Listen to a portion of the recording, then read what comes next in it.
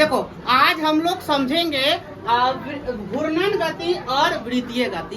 ऐसे डिफिनीशन से हम लोग बहुत बार इसका डिफिनीशन लिख चुके हैं कि घूर्णन गति और परिक्रमण गति होता क्या है, इसमें क्या अंतर है। तो इसको हम लोग आज परिभाषा द्वारा भी समझेंगे और एक प्रयोग द्वारा भी समझेंगे कि घूर्णन गति क्या होता है और ये वृत्तीय गति जो को हम लोग परिक्रमण गति भी कह सकते हैं। जैसे हमारे पृथ्वी में दो गति होता है, पहला घूर्णन गति और दूसरा परिक्रमण गति। घूर्णन गति में वो क्या होता है, अपने अक्ष पे ही रख के चारों तरफ क्या करता है, घूमता है। लेकिन परिक्रमण गति में क्या होता है, वो अपने पथ पे सूर्य के चारों तरफ घूमता है। एक रास्ता नुमा पथ रहता है जिसके चारों तरफ वो घूमता है, तो उसी को हम लोग कह सकते हैं वृत्तीय गति। क्या है कि वृत्तीय पथ पे घूमता है, इसलिए उसको वृत्तीय गति भी कह सकते हैं या फिर परिक्रमण गति भी कह सकते हैं। ठीक है, जैसे कि मान लीजिए ये कोई वृत्ताकार आकार का कोई वस्तु, ठीक है ना, और ये इसका क्या है, केंद्र है।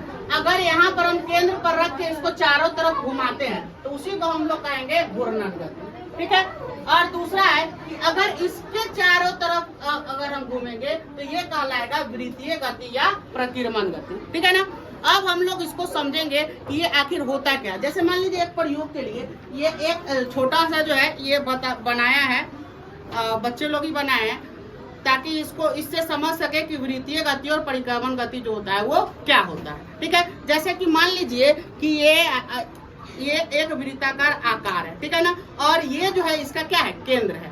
तो जैसे ही हम लोग इसको इस पे केंद्र पे इसको घुमाते हैं, ऐसे इसको ऐसे करके और ऐसे देखिए घुमा रहे हैं, तो ये जो घूम रहा है तो ये क्या हो रहा है, केंद्र पे ही घूम रहा है, यहाँ अपने केंद्र से ही घूम रहा है। तो ये जो केंद्र पे घूम रहा है, तो ये जो अभी गति हो रहा है केंद्र पे घूम रहा है, इस गति को हम लोग बोलेंगे घूर्णन गति। ठीक है ना। जब कोई वस्तु अपने केंद्र पे ही घूमता है, ये केंद्र के परितः ही घूम रहा है, तो जब केंद्र पे घूमता है तो ये कहलाएगा घूर्णन गति। समझे। और परिक्रमण गति क्या होगा, तो जैसे कि मान लीजिए इसका ये बीच वाला अगर हम हटा देते हैं,